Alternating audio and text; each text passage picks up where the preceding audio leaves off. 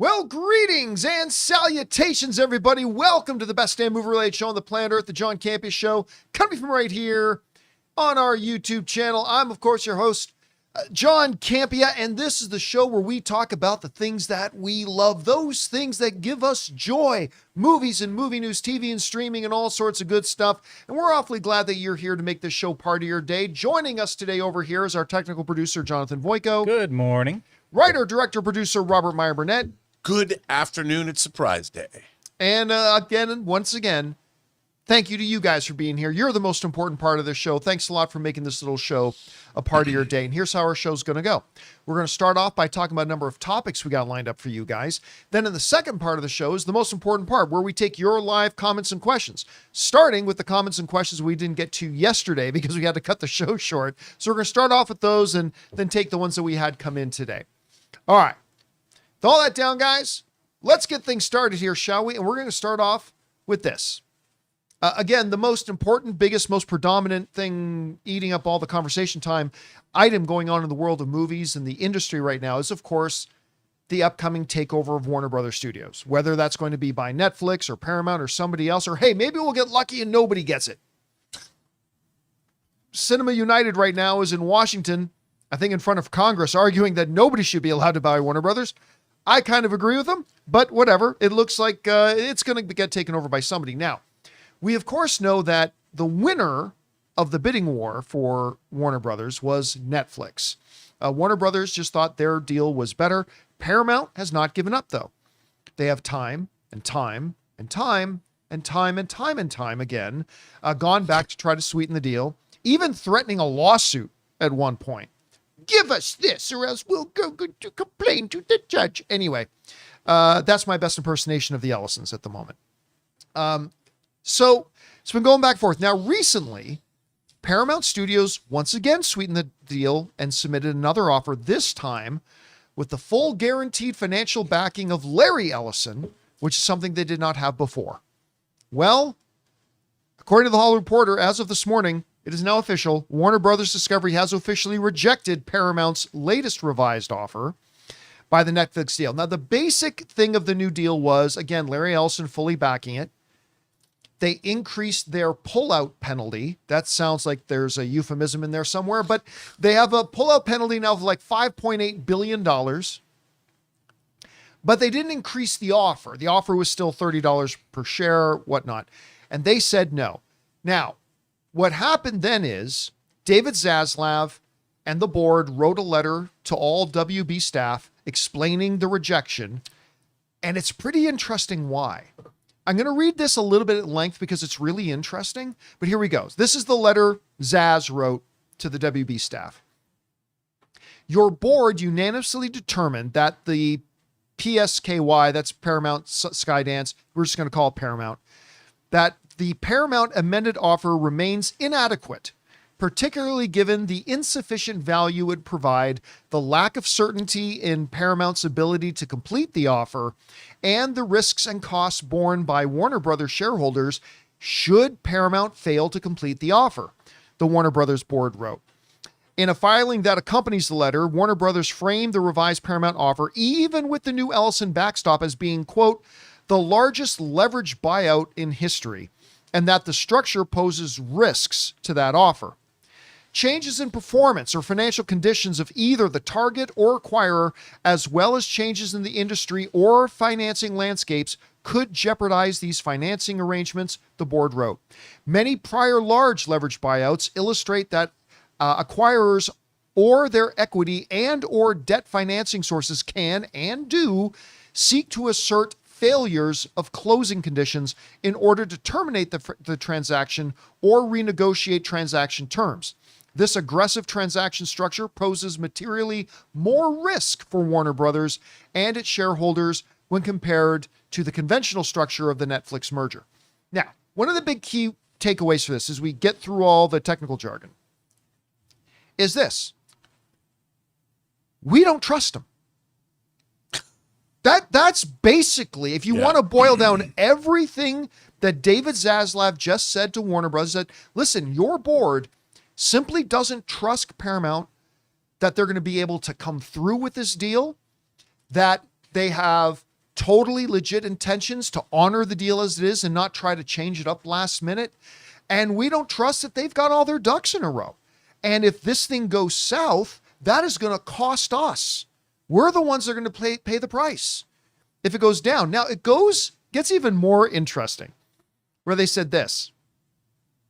Warner Brothers also noted a report from the New York Post, which claimed that Paramount was getting ready to go DEFCON 1 with a lawsuit should Warner Brothers not accept its proposed deal. Zaslav wrote, Warner Brothers continues to be of the view that Paramount is a litigious counterparty, which raises concerns regarding the likelihood that the offer or any related merger agreement will be completed on the terms proposed, the company wrote in a filing. Yikes. Translation? These guys are lawsuit happy, just like their leash master. They're lawsuit happy. And we think they're demonstrating they're litigious, and we are afraid that if we get into a deal with them, the closer we get to closing, they're going to try to change the deal and maybe even go to court over forcing changes of it. So it comes down to this. Number one, we think what Netflix is offering us is worth more, considering we get to spin off the television division and still make money from that. And we think that all combined is worth more than what Paramount's offering. Secondly, even if we wanted to go and we thought Paramount's offer might have been a little bit better, the reality is we look at their financial structure and we don't think it's sound. We don't think all this financing and leverage buyout propositioning they're doing is actually going to work and come through, and we're going to be the ones stuck with the bag. And three, we don't trust them. We think even if we did try to get into business with them, they're going to try to force our hand closer to the end of the deal to sweeten the arrangement for themselves, and they're willing to use the courts to do it. We don't think they're a good business partner. Period. And that's why they wrote a letter to their shareholders and their staff saying, we've rejected Paramount yet again. Now, does this mean that it's over? No, this ain't over yet. Because Paramount still has the option to come back with a better deal. Like, all that stuff is fine. Everything that David Zaslav said is 100% true and 100% fine. But, and I'm going to use hyperbole here for the sake of the point, if Paramount comes back and says, fine, we'll increase the pullout guarantee to $10 billion and we'll raise our offer by $9 billion more dollars. Well, if that happens, and I'm not saying it will, but if that happens, well, then some risk might look worth it to Warner Brothers and their board. Of course, then at that point, Netflix, being the winner of the bidding war, they have the option to counter and match and all that kind of stuff. But still, if, say, Paramount comes back and like really sweetens the deal, which doesn't make financial sense for them to do, but if they do, Warner Brothers then has the option to go, okay, it's still risky, but with these dollar values, it's worth the risk. So it's not over yet. But Rob, I believe, if my math is not wrong, this is the 8th rejection that Warner Brothers has given to Paramount. You remember, Rob, I predicted a couple of months ago that I think at some point the Ellisons will look at all this as being too much trouble than it's worth, and that they will turn their attention to Comcast and NBC Universal. And they'll try to take over NBC Universal. I think that'll be easier road for them. Maybe it will, maybe it won't. But does this latest rejection shore up any belief that, yes, Netflix is going to be the one to end up with this? Or do you think it's still anybody's ball game? And does anything from Zaslav's letter really stand out to you? What do you think? Well, look, again, I am I'm not a Gordon Gekko type. I wish I were, because greed is good. But I think that greed works. It works. I think what's really interesting about this is I don't understand how Paramount is going to benefit Warner Brothers by taking it over. They're going to break it up. People are going to get fired. I see that they have now 2 lots in Hollywood. I mean, there's nothing.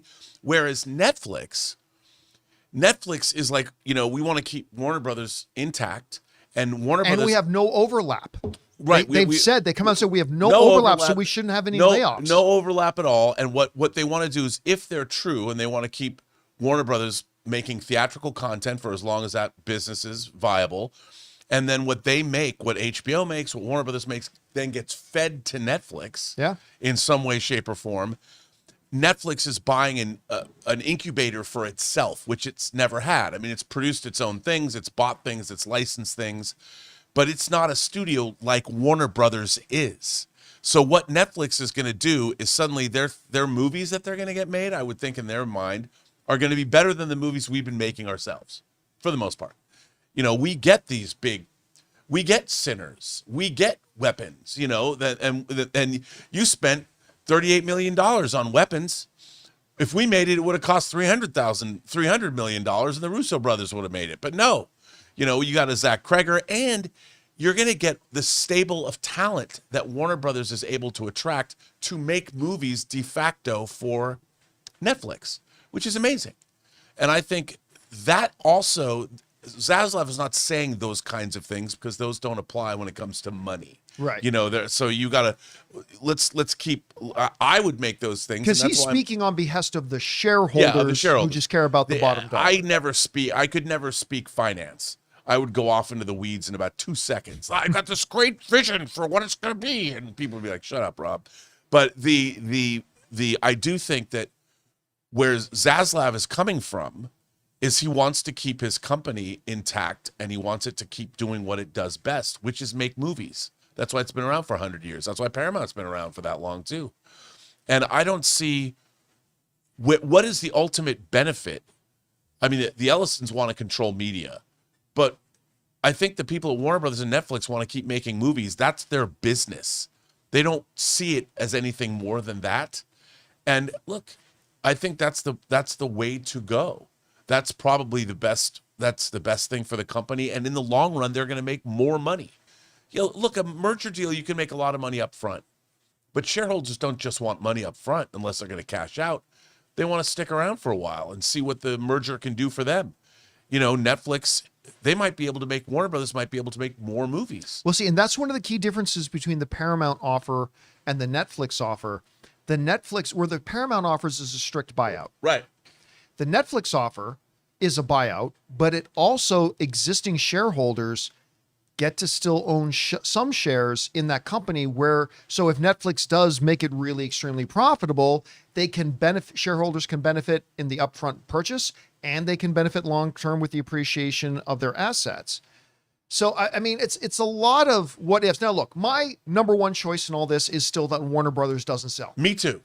Yeah, we agree. I mean, that is the number one thing. We just would really prefer if nobody bought Warner Brothers. It's better for the business overall. It's the best thing for everybody. That being said, it doesn't look like that's very realistic. No. And so Netflix has kind of become my number two choice. They went from me saying there's the absolute worst case scenario to they've convinced me that they're the next best thing, at least better than the Paramount. Now, and even if Paramount gets it, I'm not going to scream that the sky is falling. Look, I have major apprehensions about Paramount getting it now, but I also believe that David Ellison is a huge movie guy. He is. He loves movies. And TV. Whether he can actually run this studio, I don't know. But if it fails, it ain't going to be from a lack of having a love for movies. He certainly does, and that offers some potential upside, so we'll see. Anyway, guys, question is for you. What do you think about this? Warner Brothers has once again rejected Paramount. They will not go to the dance with them, but Paramount will keep asking. What do you think about the reasoning that they laid out, that Warner Brothers and their board laid out in their letter? Whatever you guys think, jump down to the comment section below and let us know your thoughts. All right, guys. With that down, let's move on to this, shall we? You know, I think one of maybe the second most important of all the awards when it comes to award season, obviously number one is the Oscars. But after that, I believe, is the Screen Actors Guild. The SAG Awards, pardon me, they're no longer called the SAG Awards. They're now called the Actor Awards. So the Actor Awards, as done by the Screen Actors Guild. And now, of course, they only honor acting, but I think it's the next highest honor. Like, I think if you're an actor, you dream of getting an Oscar. The next one you dream of is getting a SAG. because that's all your peers. That's all your fellow performers and actors saying you were the best this year. That means something, and it means a lot. And it also gives us some pretty good indication going into the Oscars because, again, the actors branch of the Academy are all members of SAG. So there's a little bit of crossover there. Well, the nominations for this year's Screen Actors Guild Awards got announced this morning, and a couple of surprises. Some not so much, but a couple of surprises. First of all, there's kind of their version of Best Picture, which is Best Ensemble. The nominees are Frankenstein, Hamnet, Marty Supreme, One Battle After Another, and Sinners. To me, this is easy. It's One Battle After Another. From top to bottom, every performer in that movie was awards worthy. They just were world class, top to bottom. 5, 6, 7 of them could all legitimately get award nominations. They could get multiple nominations at the Oscars in several of the categories. So I really think it's really a no-brainer. It's one back. Obviously, Sinners with, Michael B. Jordan, Haley Steinfeld. But I think when you're looking at best overall ensemble, I think that's going to end up being One Battle After Another. Best actor in a leading role, Timothee Chalamet, Marty Supreme. Leonardo DiCaprio, One Battle After Another. Ethan Hawke, Handsome Hawk for Blue Moon. Michael B. Jordan for Sinners. And a bit of a surprise, Jesse Plemons in there for Begonia. He was so good, though. He was very good in that. I have no complaints. I'm just surprised, but I have no complaints about him being on there. Great list. Well, this is going to go Timothee Chalamet. He, of course, just got it at the Critics' Choice Awards. But more importantly than that, the online, they don't call it wagering, but it's wagering, Polymarket. Right. So Polymarket put out their report of this. And right now, they've got Timothee Chalamet listed as a 71% favorite to win Best Actor at the Oscars this year. 71%.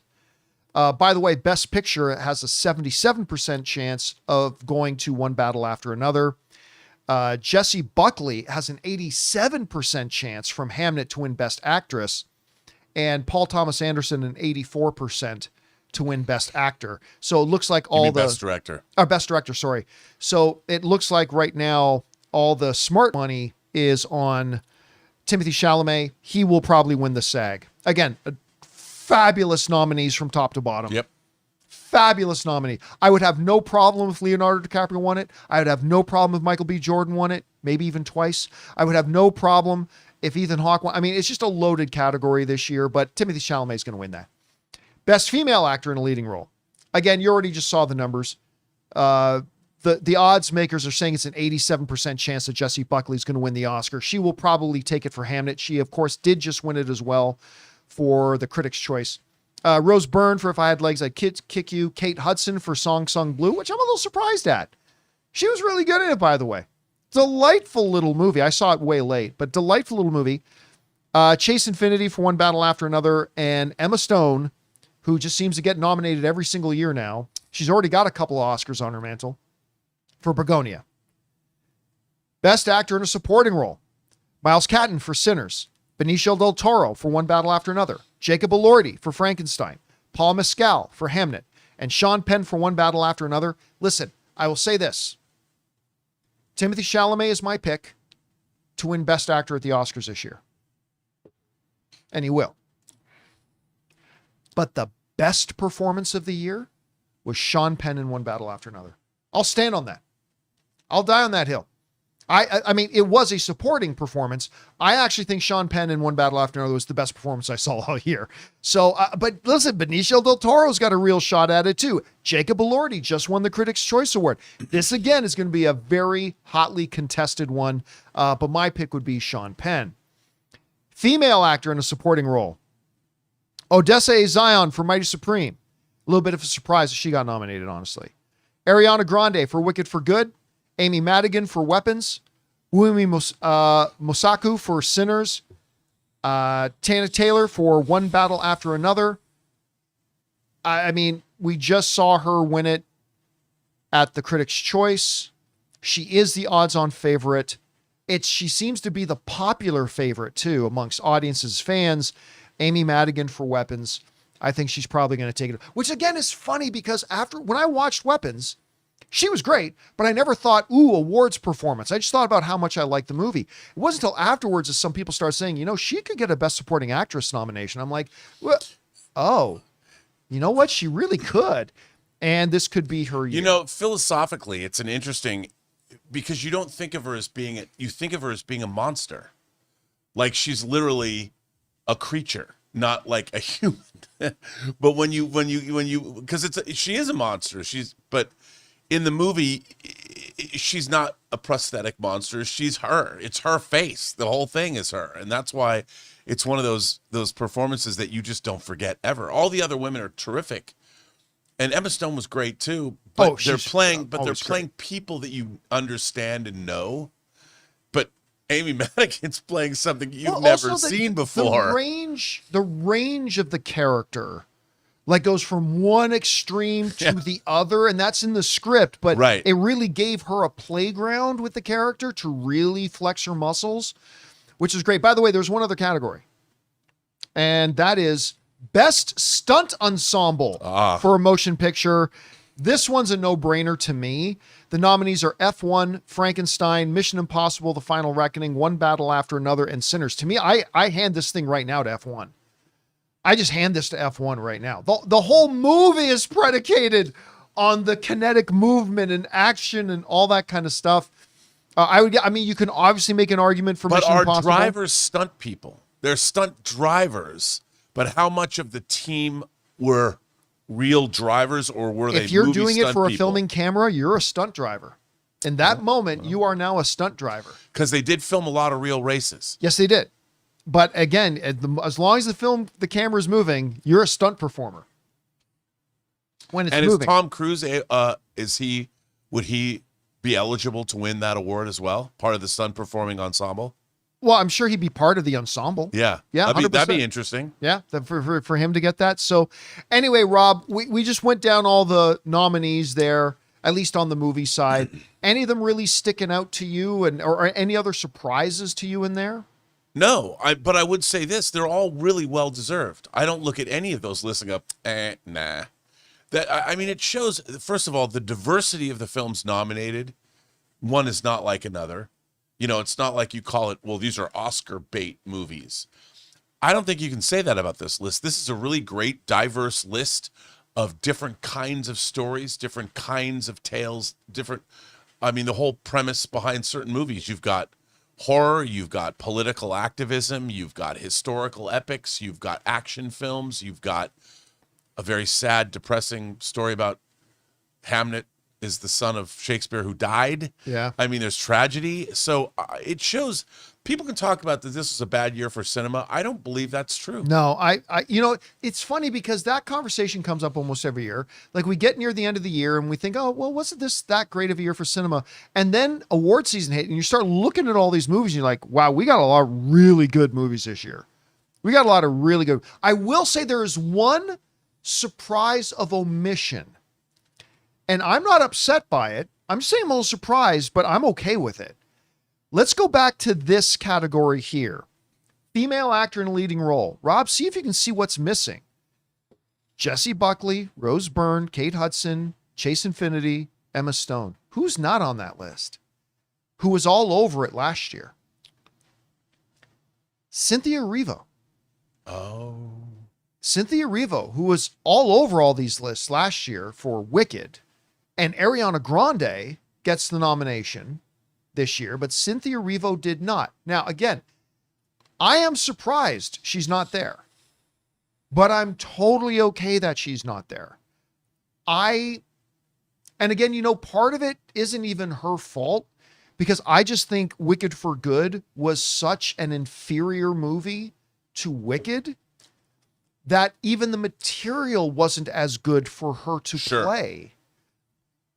There was a little bit more focus on Ariana Grande's character in the second one, so I understand why she got a nomination, but there just wasn't nearly as rich stuff for Cynthia Erivo, because I was totally for Cynthia Erivo getting all the nominations she got last year for Wicked.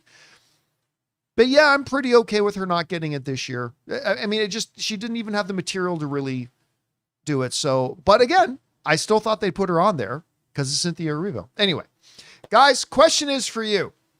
What do you think about the nominations for the SAG Awards, the Actor Awards, coming up? Again, I think they're the second most important awards in award season, certainly for actors.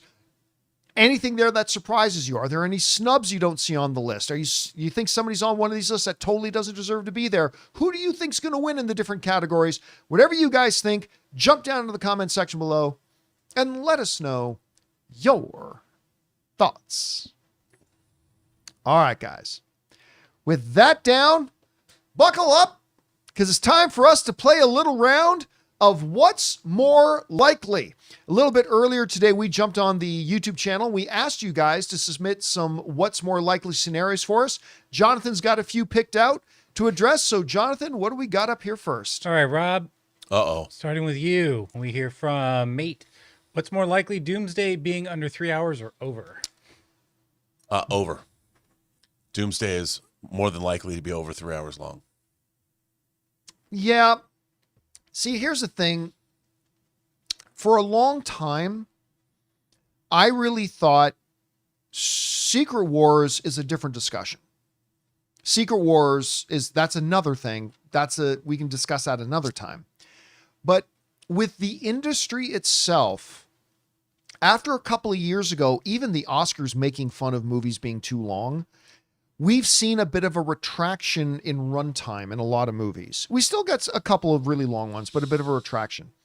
And for the longest time, I really believed, and to a degree, I still see the logic in keeping Doomsday under 3 hours, especially with you wanting people to go back for multiple screenings and multiple showings, and you want as many screenings per day per theater. And the longer your movie, you limit the amount of screenings it can get per day because of the runtime. Finding out about the movie, I think you once said you could see it being over 3.5 hours long. I still don't believe that. Yeah. But I have had my mind changed. Knowing what we know now about Doomsday and the plot and everything that happens in it, I just don't see how this script comes in under 3 hours. I just don't see how it does. I don't either. I think they will work really hard to contain it. I think they will work very hard, especially in the edit, to make sure it doesn't run too awful long. But I can see it coming in between 3 hours and 3 hours and 15 minutes. So look, could Kevin Feige step in and say, no, mandate, it's got to be under 3 hours, and they cut it down to 2 hours, 59 minutes? Absolutely could happen. But if you're asking what's more likely, I'm going to say it is more likely this movie clocks in over 3 hours. And then we can talk about Secret Wars after that, because I don't know if they're going to put any restraints on that. But for this movie, over 3 hours is more likely. All right. What's next? All right, John, over to you. In this scenario from Jims, what's more likely, Project Hail Mary flops at the box office, or The Mandalorian Grogu does reach $500 million, so $500 million? Listen, it is not an impossible thought. It is not an impossible thought that Project Hail Mary can fall on its face at the box office. I mean, people who've read the book are dying to see it. The new trailer was incredible, but in the grand scheme of things, how many people have actually read the book? Enough to make for a hit movie? No, not necessarily. You're going to have to win over a lot of the general movie-going audience to go and see it. So it's possible. I mean, I think it's going to do very well. Let's be clear. I think Project Hail Mary is going to do very well, but it is possible that it falls on its face financially. But I don't think that's likely. If you were to say to me, what's more likely, Project Hail Mary flops or Mandalorian and Grogu makes $900 million at the box office, well, then I would say it's more likely that Project Hail Mary flops. But I've said before, and I will stay with it, $500 million is a reachable target for Mandalorian and Grogu.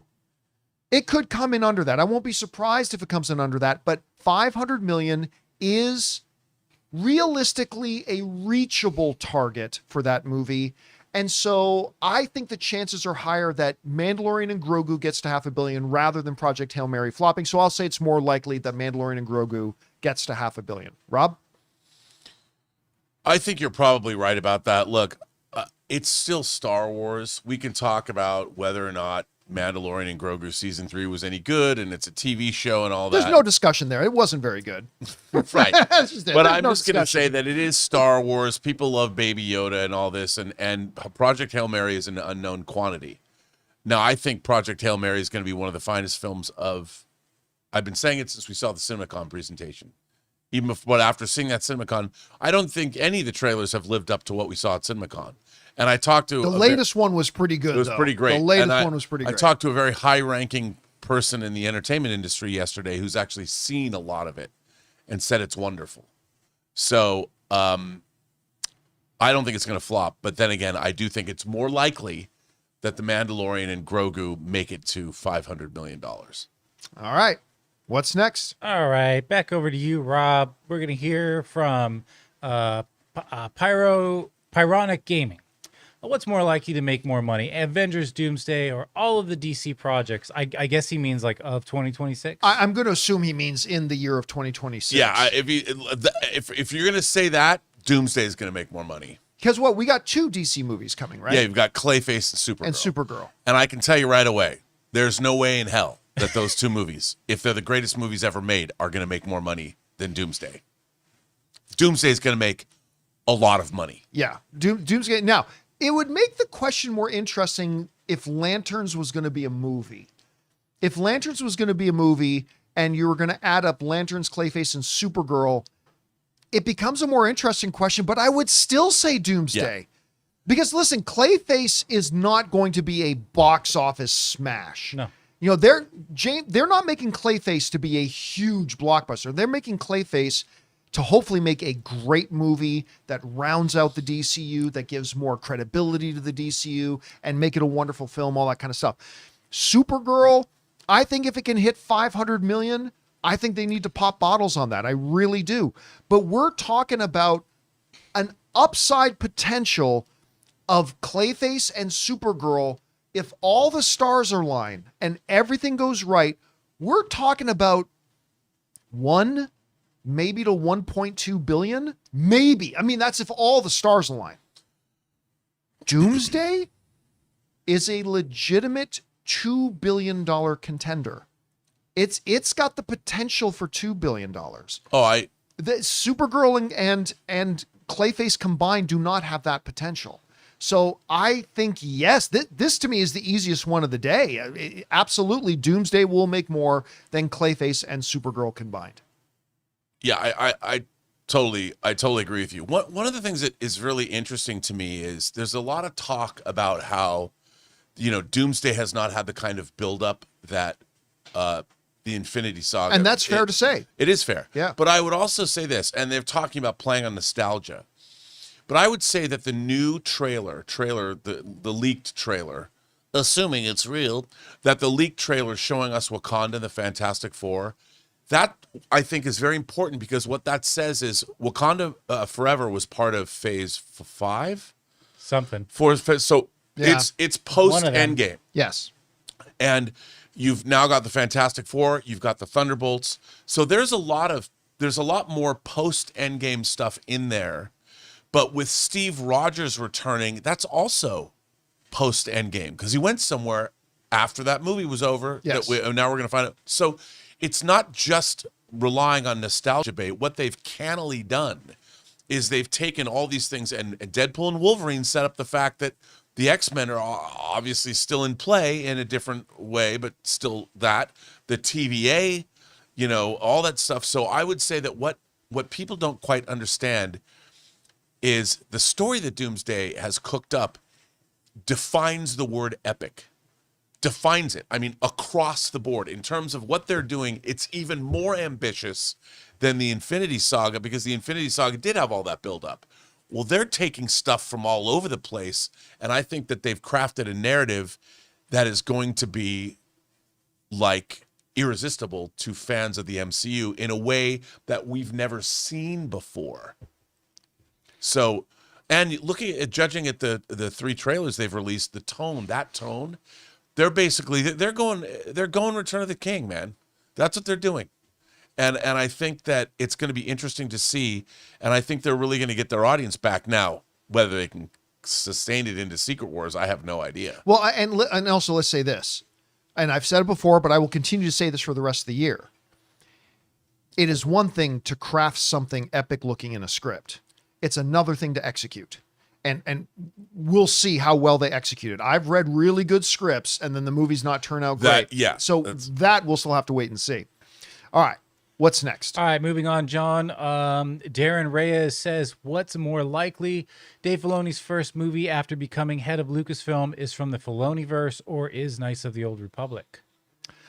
You know what? That is ultimately the billion-dollar question. Now, for those of you who might have missed yesterday's show, a report came out of Puck, Matt Bellani, who you guys all saw in the Seth Rogen series, The Studio, reported that within the next week or two, they will be making the formal announcement that Kathleen Kennedy, 5 years long overdue, is going to be stepping down, and that Lin-Wen and Dave Filoni are going to be taking over as the co-presidents of Lucasfilm.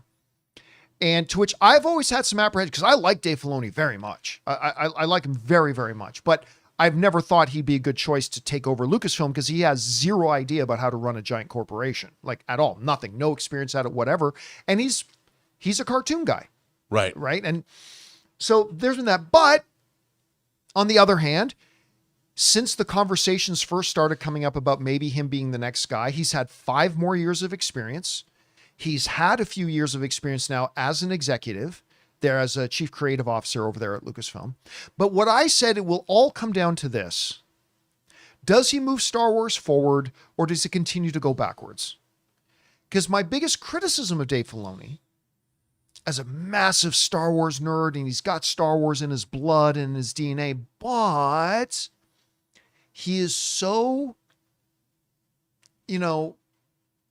self-absorbed with Ahsoka and that whole kind of era that I'm really worried about that. I think it is more likely that the very first movie Dave Filoni is going to announce is an Ahsoka movie. I really do. I don't mean to sound pessimistic, and that will realize all my worst fears because who cares? And the Ahsoka series, I'm sorry, guys, Ahsoka wasn't very good. It was 1,000 times better than The Acolyte, but it still wasn't very good.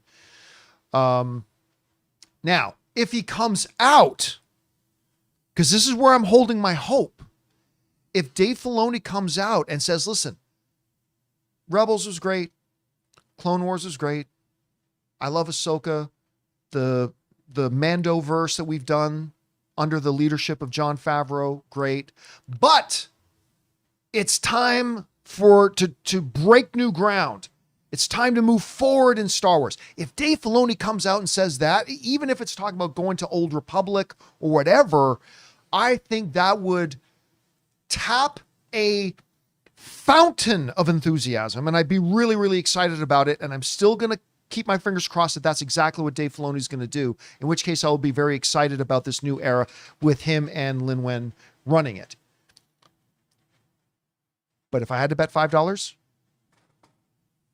my guess right now is the very first movie he does is an Ahsoka movie because that's all he cares about. And so hopefully I'm wrong, but I think it's going to be something very Filoniverse. Rob, what's the first movie that Dave Filoni and his co-president are going to do at Lucasfilm? I think you're absolutely right. I think it's absolutely going to be I was hoping you would change my mind. No, I can't because, I don't think he's a fan of Andor. We've heard that he wasn't. There were reports out that he wasn't a big fan of Andor or what was going on there. I think Dave Filoni believes that Star Wars is a very specific kind of thing. And I think that, he has a great fealty to George Lucas and George Lucas's conception of the Force and all of that, which is fine because some of the programming he's been responsible for is great. Like I thought that the Clone Wars series and Rebels were pretty terrific. Clone Wars started out a little back and forth because they had to do their goofy episodes. But once they got into that groove, I thought Clone Wars was great. I love the final season, that extra season. I loved Rebels. But I think that the live action Star Wars has been very problematic on various levels.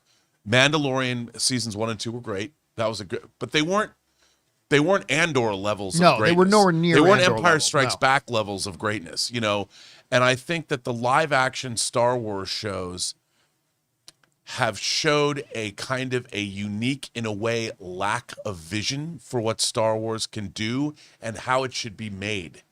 So I definitely, and look, the Mandalorian and Grogu is going to be the big test to me. I'm really curious to see where they go, because John Favreau directs, but still he's been stuck in TV land now, that Star Wars TV land, for a while.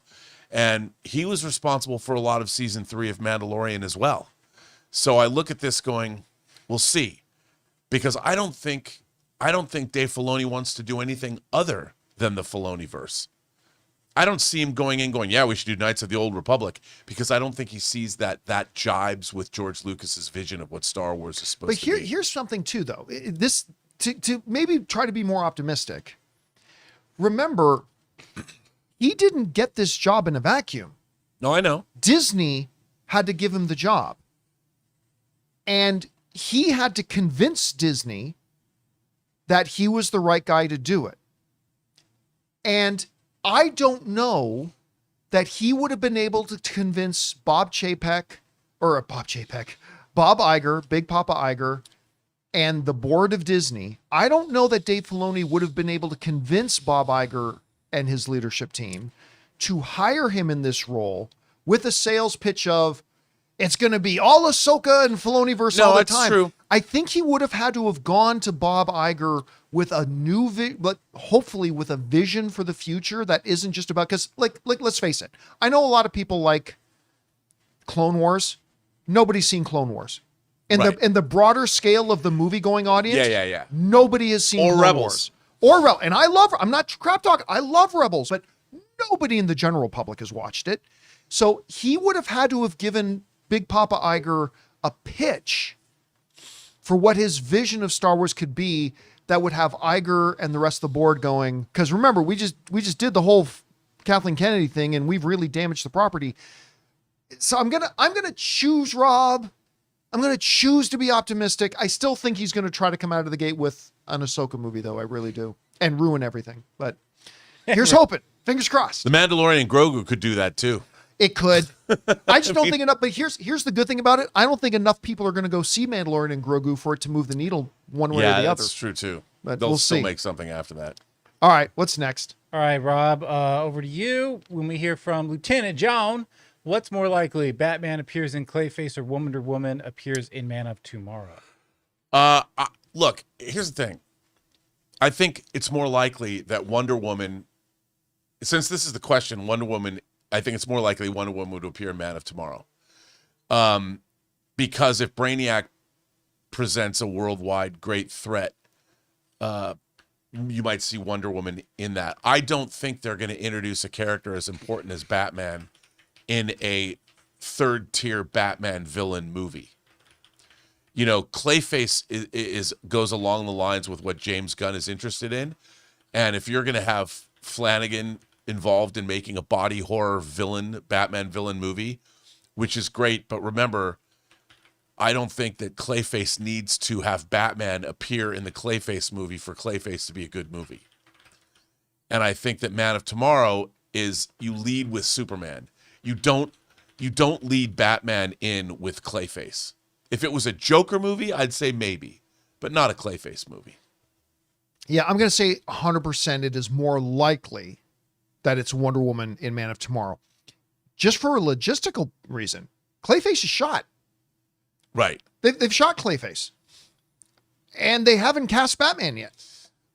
So, I mean, that just from a logistical point. Now, is it possible that they have already secretly cast him? Yeah, I think that's very possible. I do. But do I think they've secretly cast him and had him on set of the movie and shot scenes with him in the film and all that kind of stuff? No. Whereas Man of Tomorrow doesn't even shoot for a long time. We already know they're kind of fast tracking, trying to get Wonder Woman on track. I think they may have already actually cast their Wonder Woman, to be honest with you. I do too. But even if they haven't, they're going too soon. So look, is either a guarantee? No. Is either impossible? No. But what's more likely? It's more likely that Wonder Woman appears in Man of Tomorrow than Batman does in Clayface. All right, what's next? All right, next up, John, we're back over to you. We hear from Dennis Furio, who says, what's more likely? Rings of Power Season 3 improves the series or worsens it? Yeah, I've almost forgotten about Rings of Power. That's a great question because, well, let's look at where we are. Rings of Power season 1, I don't know that I've ever been more excited about a show than I was for that. And while I don't think it was as bad as some people think it was, I was disappointed with it. I mean, I literally tapped out after the first episode. The first season of Rings of Power was not great. It wasn't all that good. So then season 2 comes out, and while it was not Shogun, and while it was not Andor, and while it was not Game of Thrones or anything near that, season 2 was a decidedly significant improvement. Like, however good or mediocre you think season 2 was, I think most people agree it was a noticeable improvement.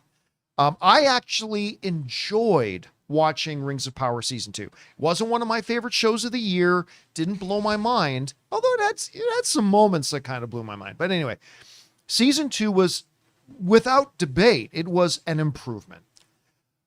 And because of that, I think it shows that they learned lessons. They were able to go back, evaluate season 1, figure out what worked, what didn't work, how do we correct the things that were bad, how do we lean into the things that were good, and they made a decidedly better second season.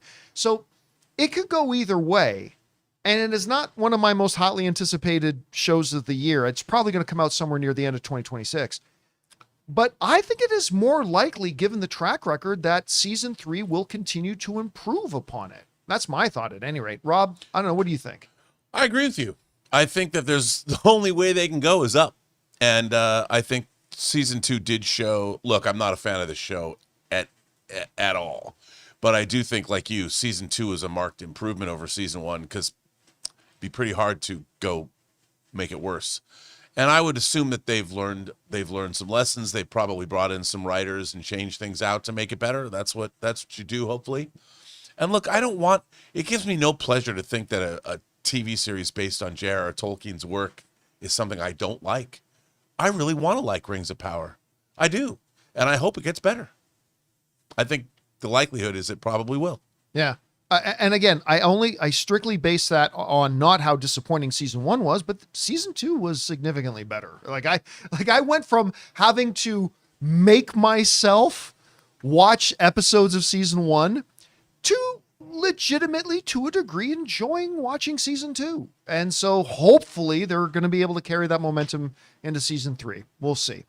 All right. What's next? All right, here's our final scenario, Rob. When we hear from Coach Christie, what's more likely, RDJ nominated for Avengers Doomsday or Timothee Chalamet nominated for Doom 3? No question. Timothee Chalamet nominated for Doom 3. Yeah, and we can't really say why, but... Yeah, but even so, I mean, even if I would say that here, look, the Academy is prejudicial against genre stuff. See, you and I disagree on that. I think that was true 12 years ago. I don't think that's true anymore. Unless somebody's front and center like a Joaquin Phoenix in a movie like Joker. You're never gonna get, I mean, especially a movie that's part of a series that has 40 plus movies. I mean, Sylvester Stallone getting nominated for Creed is an anomaly. Whereas Timothée Chalamet has turned in epic performances, especially in Every Dune Part time. 2. Every time. And talk about taking a turn. You're going to see a crazy galactic despot who's murdered billions of people in this movie. And I would expect we're going to see a Chalamet that we've never seen before in Dune 3. Whereas, Robert Downey Jr. is always good, but I think what Timothée Chalamet is going to deliver in Dune 3 is going to be something spectacular to watch. Yeah, I'm going to say it is more likely for Timothée Chalamet for two different reasons. Reason number one is, I absolutely, I would say Timothée Chalamet in Dune 2 in the War Council scene, I'm the one who points the way. Like, honestly, for me, there's the milkshake scene in There Will Be Blood with the greatest of all time, Daniel Day-Lewis. And then I think that is my second favorite acted scene ever. Wow. Like I thought he should have maybe won an Academy Award for Dune 2. he's going to be coming hot off an Oscar win for Marty Supreme, a movie I don't even like, but he's brilliant in it. And that. The second thing is, without giving a lot of details, I don't think anybody is going to think that Robert Downey Jr. will get nominated for this movie for a very specific reason, and you guys will see why. But yeah, but even as you said, Rob, even given that, I still think it is more likely that it's going to be Timothee Chalamet, because this is the third film. He should have won something for the last one. Everybody knows it. He's going to have the momentum winning it for Marty Supreme this year. I think it is more like, it's not a lock, but I think it's more likely that it's Timothee Chalamet. And the material just provides him an opportunity to tear 100%. it up. So 100% it does. All right, guys. With that down, we will say goodbye to this installment of What's More Likely. Thank you to everybody who sent in their scenarios. Keep your guys' eyes open for the next game that we play, whether it's versus, What's More Likely, over, under, overreaction, whatever. Keep your guys' eyes open for when we put out a call for it, and send in your submissions, and maybe you will see your submission featured here on the show. All right. With that down, guys, let's move on to this, shall we? You know, one of the truisms of the entire movie industry since the pandemic has been that the box office has suffered. As a matter of fact, studies in Variety and others have shown that there's still a percentage of people who have not even started going back to the movie theaters since the pandemic shut everything down for so long. And then the double strike certainly didn't help, all that kind of stuff. Now, we're all looking forward to 2026. They're projecting record year for 2026, biggest box office returns since the pandemic started. Multiple billion-dollar films are being projected. But even talk about 2025. In the midst of the struggle, there was some victory, and victory's name was Imax. As according to a news story in Deadline, Imax had its all-time greatest box office year ever, with, I believe, $1.28 billion just in IMAX theaters. To put that in perspective, the overall box office for 2025 was about 8.6, I think. 8.3, 8.4, 8.5, 8.6, somewhere in there. You're talking about IMAX, which has what? 5% of the screens? Less than 5% of the screens? Making like 15% of the box office overall. Crazy. Anyway, Deadline writes the following. Key metrics for 2025 include best domestic box office with $449 million, up 14%. In a year that struggled, they beat their previous best domestically by 14% over the previous record set in 2023. The best rest of the world international box office with $427 million, up 2% over the previous record set in 2023.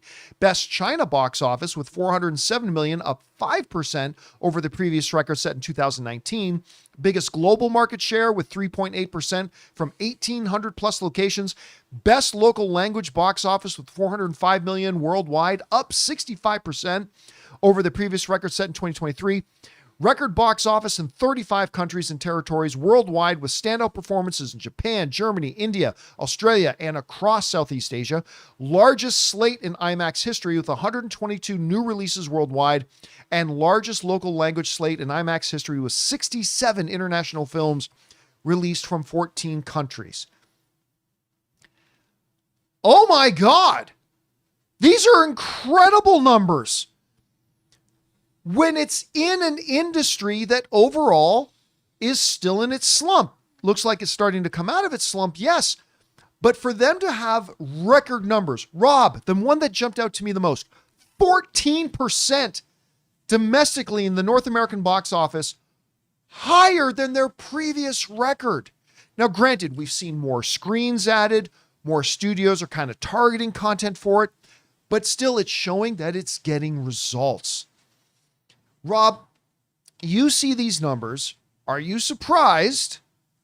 And what do you think is the magic sauce here? What is driving this that has allowed IMAX to have a record-setting year for them when the overall box office has not had a record-setting year? What do you see there? Well, John, it comes down to what you always say, experiential events. You know what the thing that IMAX does, first and foremost? It makes sure that you get the one thing that a theatrical presentation needs, that's great presentation. Yeah. To be an IMAX theater, and whether it's LIMAX or whether it's true IMAX screens, IMAX presents look, I love AMC Dolby Cinemas, and kudos to them for spending billions of dollars to convert. Those are great too, but the screens aren't as big as true IMAX screens. And I think what IMAX did this year, you had people like one of my favorite things this year was Ryan Coogler's explanation of aspect ratios for Sinners. Oh, that was great. That Kodak was sponsor. Really good. Yeah. Amazing. So where do you want to go? IMAX. Where did you want to go see One Battle After Another? True IMAX. And what IMAX is presenting is the best presentation of films. Look, does anybody ever bitch or moan and complain what the price of a ticket is to go into an IMAX theater? Have you ever heard anyone bitch? Yes. Oh, all right. Well, I don't hear about it. But it's more worth it when you're getting a because premium the experience. presentation alone, that you get what you pay for, and it's very apparent what you're getting. I saw Black Phone 2 at the Regal Irvine Spectrum in their IMAX theater, because if they weren't they were programming stuff, I just happened to see it in that theater. It looked and sounded incredible. And so a lot of people around the world, especially like if you're in America, if you're in a big city, you get great presentation, because people won't put up with it. But in the rest of America, you get mom and pop theaters, you get theaters that don't have the money to spend on a Dolby presentation. So a lot of people are going to the movies and they're not getting their money's worth when it comes to presentation. Whereas people will wait. Look at how many, if you wanted to go see certain IMAX movies, if you wanted to see like Sinners in 70 millimeter IMAX, you had to book your tickets weeks in advance. Yeah. The Odyssey. You can't get tickets for those IMAX screenings its opening weekend. A year in advance they sold IMAX has built itself up as the premium experience. And now that studios are making films that are more experiential events than ever before, IMAX is going to do better.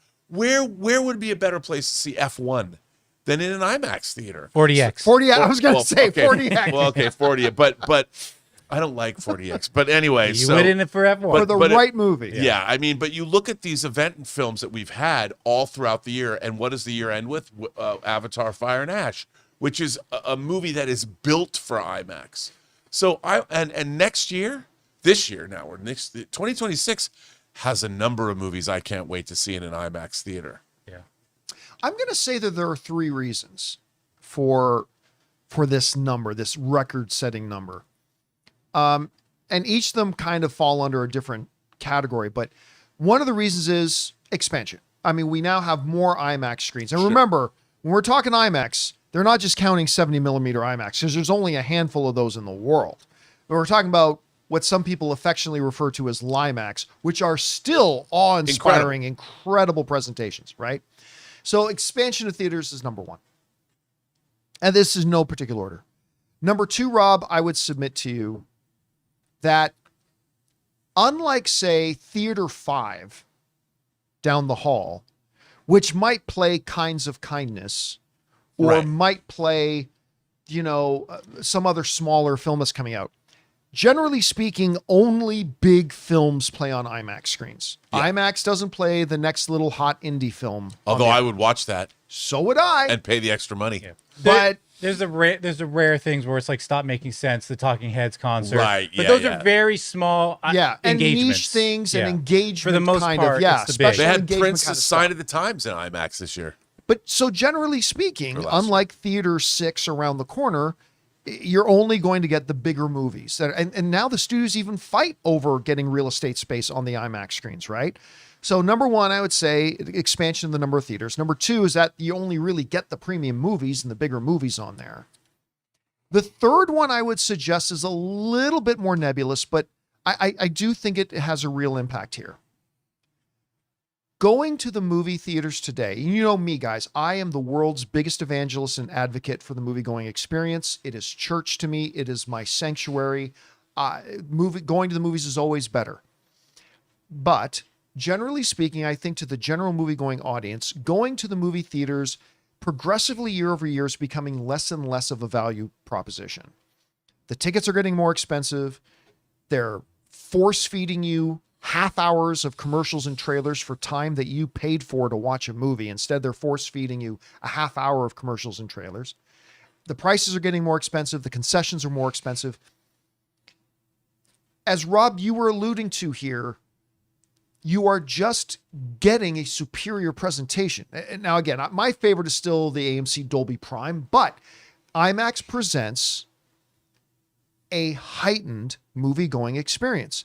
And because of that, the value proposition, like you were alluding to, you don't mind paying. I think most of us don't mind paying a couple of extra bucks if we're getting something that gives us a better experience, whether that's our food, whether that's our Uber rides, whether that's our sneakers, or whether that's our movie going.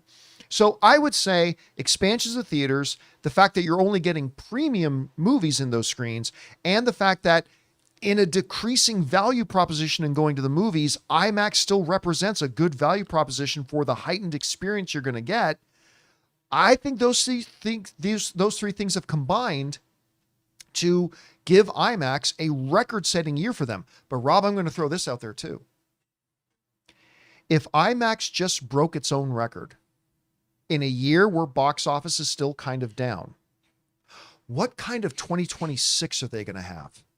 Considering the 3 movies that we know are coming out? Yeah. Like, how big is their number going? How much are they going to break their record by in 2026 when we have an overall box office that is going to probably exceed 10 billion? Like, if this year crossed 8.5, I think 2026 crosses 10. And how big will they be then? I don't know. Like, can it get to 2 billion? In IMAX. This year is like 1.2. Could it almost double? Can it like 80% jump? I don't know. How big do you think it could be for itself in 2026? I mean, I think that there's just more movies that people are going to want to see in IMAX. You know, this particular year, we had a lot, and it started early. I mean, Sinners was what, March? You know, I think came out of March. Project Hail Mary, I know I want to see that in IMAX already. You know, if I don't see it at Dolby Cinemas or I don't go to the Harkin Cine XL. That's an IMAX movie. It's an IMAX movie. It's absolutely an IMAX movie. And, you know, you go from the, I don't have all the films in front of me, but you know that, we know Doomsday. We want to see Doomsday, both of those films in IMAX. But there's a lot of I'm sure the box office, no one's paying much attention. We aren't talking about it, but I think Zootopia 2 has passed 1.5 billion now. You know, they don't have another Avatar movie, but there's plenty of stuff coming out. You've got Supergirl. It's actually past IMAX. 1.6. What's that? It's actually past 1.6. 1.6. Okay. Yeah. Really? Yeah. So then, we just have incredible movies coming out, I think, in every month. So why not? I mean, there's so many good things to see. All right, guys, question is for you. It's good to be IMAX right now. They just had their best year ever in a year that the box office has not recovered yet. How big is it going to be in 2026? Why do you think it had so much success this year? Whatever you guys think, jump down to the comments section below and let us know your thoughts. All right, guys. With that down, let's move on to this, shall we? You know what? This may surprise you. Spider-Man Brand New Day comes out in like 6 months. Man. It's really only about 6 months away now. We're in January, comes out in July. And I don't know, considering that the last Spider-Man film came within a breath and a half of joining the $2 billion club, it made a lot of money. I don't know that I can recall such a major blockbuster sneaking up on us like this one is, because all the attention in the world, understandably so, has been laser focused on something that comes out months after it in Avengers Doomsday. We've certainly talked a lot more about Avengers Doomsday around here, but this movie's coming out in like 6 months. And again, to remind everybody, the last one made nearly $2 billion. The last one is literally one of the highest grossing films in history. And yet, it's sneaking up on us in just 6 months. Couple of interesting things that I want to cover. A couple of angles here about Spider-Man. One is I want us to talk a little bit about why is it under the radar for us. Why? I mean, yeah, of course we're all aware of it. Whenever we talk about what are going to be some of the biggest films of 2026, sure, Spider-Man Brand New Day gets mentioned, but why is it so flying under the radar? But also something kind of interesting just came out in the news. The good folks over at Cinema Blend have wrote this interesting little rumor about what's coming out. But again, it's coming to us from Dana Rickman. It says this: what we know about Spider-Man Brand New Day is super limited, so fans have been filling in the blanks with rumors and theories about what might be coming. Folks are particularly curious about how the narrative will continue after No Way Home's ending, which saw the entire world, including MJ and Ned, lose their memories of Peter Parker. A report by Scooper Daniel Richtman claims that MJ will have a new love interest as a result, and that he might be played by Ahsoka actor Iman Isfandi, who of course plays Ezra Bridger. By the way, I didn't like Ahsoka very much. He was really good. He was really good. I do love that character because I'm a big fan of Rebels. Anyway, this is interesting to me for a couple of reasons. One is because if true, and we're just going to discuss this assuming that it's true, but it very well may not be. You got to take this one with a grain of salt. But for the sake of the discussion, if true, this is interesting for a couple of different reasons. One, because I don't think I've ever heard anybody bring up the possibility that she may have moved on. Like, we're all thinking about, okay, she's going to be there and it's going to be about Peter trying to get her back. But a lot of us have not considered the possibility that she's a beautiful girl living in New York. She's got Tinder too. She gets into a relationship with somebody else. I think that's fascinating and adds a new wrinkle. And does it bring up the whole thing of Spider-Man having to look at her from a distance saying, damn it, she's happy. I'm just going to let her be happy. You know, maybe that becomes a part of it. That's great drama too for him. Great drama. It creates great character, moral complications for him. What's the ethical thing for him to do? What's the moral high ground? All that kind of stuff. I think that's really offers some really cool opportunities. The second interesting thing about that, of course, is bringing him on in from Ahsoka, which again, I thought he did a really, really good job in that. And it would be interesting to see him as the love interest there too. So there's that. Anyway, Rob, let's focus our Spider-Man discussion on this right now. Number one, as in all the rumor stuff, the question is, do you believe this rumor? And number two, assuming it's true for a second, what would you think about this?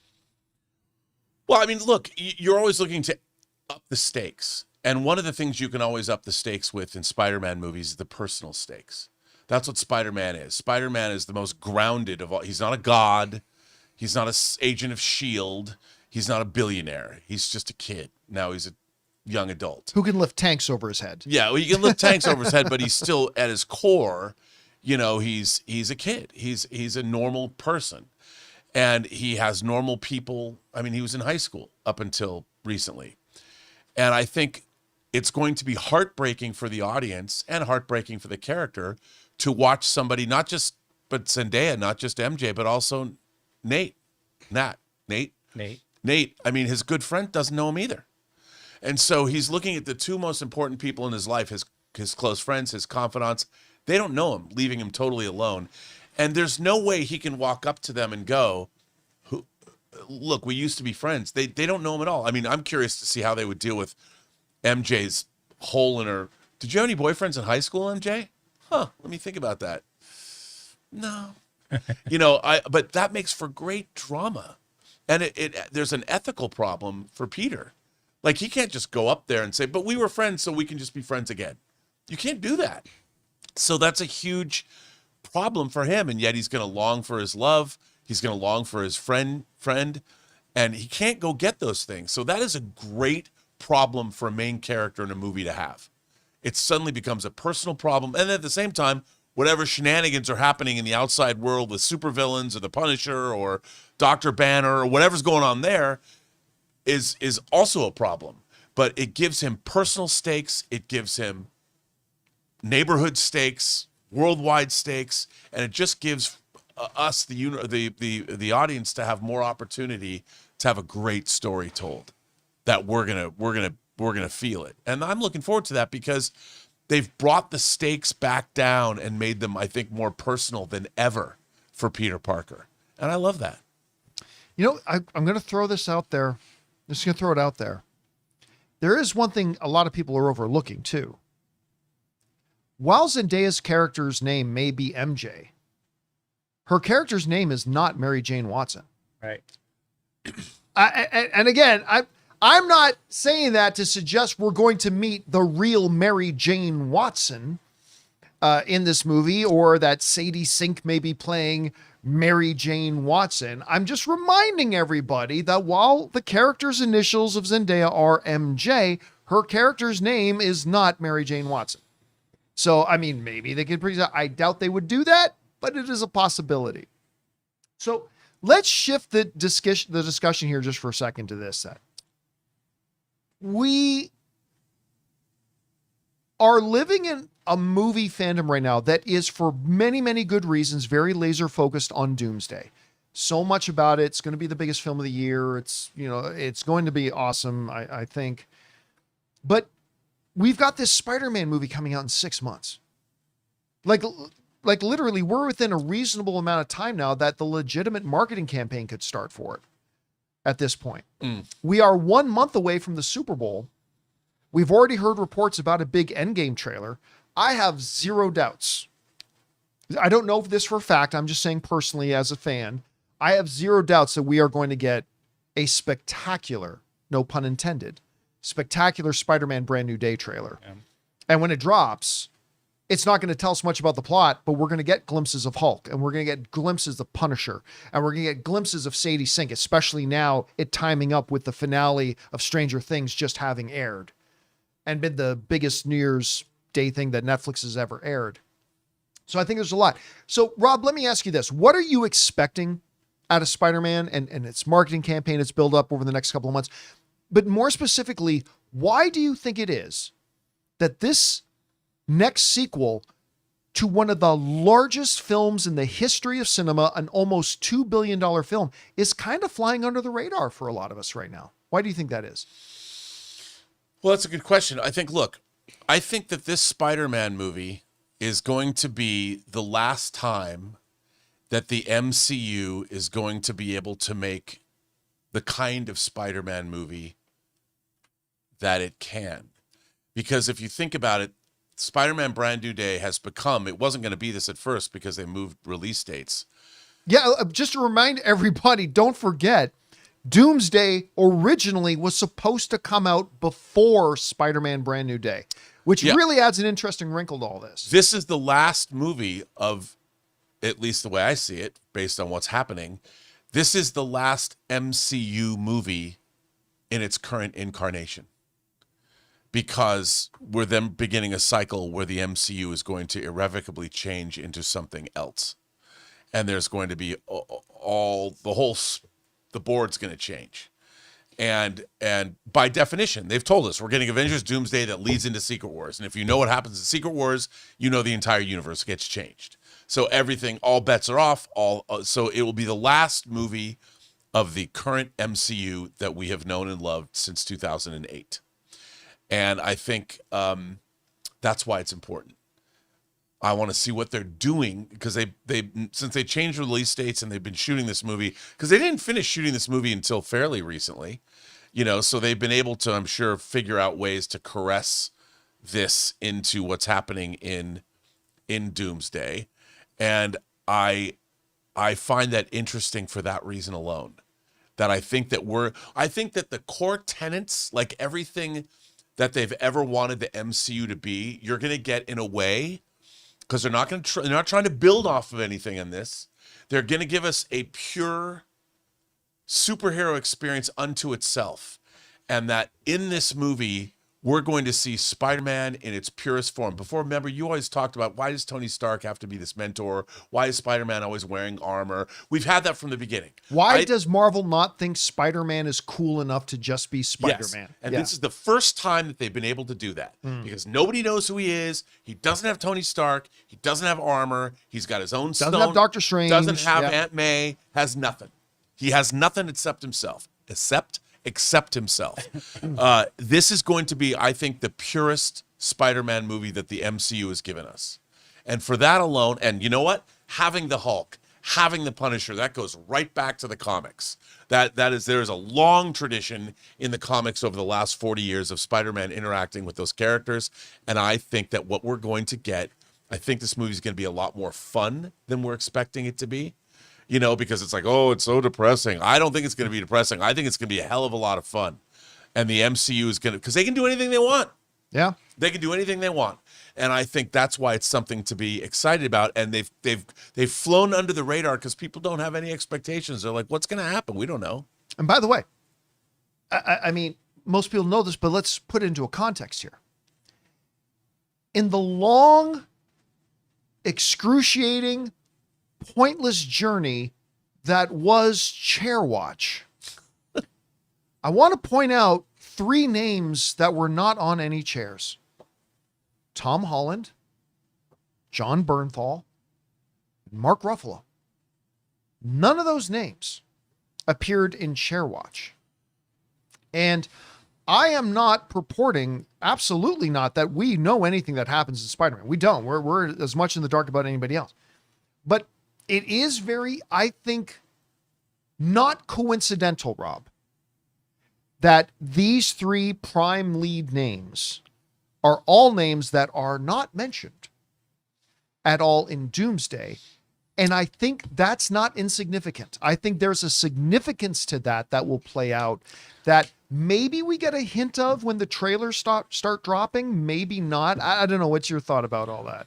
Oh, I agree.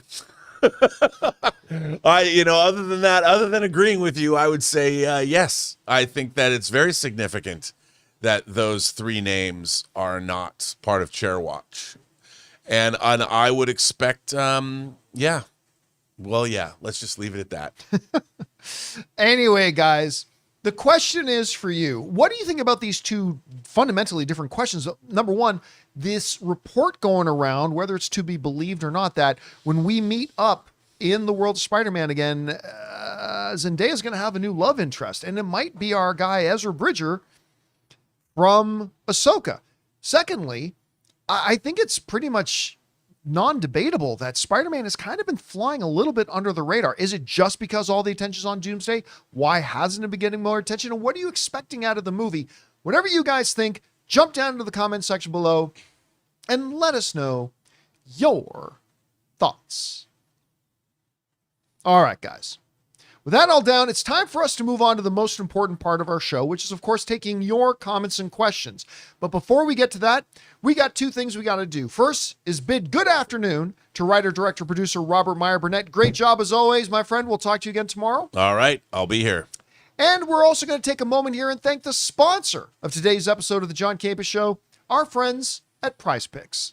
Guys, we want to take a second to thank a sponsor of today's video, PrizePicks. Whether you're starting a new routine or making player picks for the very first time, trying something new can be tough. But on PrizePicks, it just feels great when your sports takes are right. With big playoff matchups happening every weekend and elite hoops action almost every night, the action never really stops, and PrizePicks lets you take control. Ann and I both tried out PrizePicks a while ago, and we were honestly surprised by how simple it was to get started. I put my first lineup together in just minutes, and it genuinely made watching the games with my friends more fun because we were following our player projections all night, cheering for more or less. And there's a couple of features I really love. PrizePicks now has early payouts, so if your player gets off to a hot start, you can have the option to cash out before the game even finishes. And the new social feeds feature lets you share your PrizePicks with friends or even copy winning lineups with one click. Plus, if you like flexibility, you can choose Flex Play, or if you want the biggest potential prizes, go with Power Play. So download the PrizePicks app today and use the code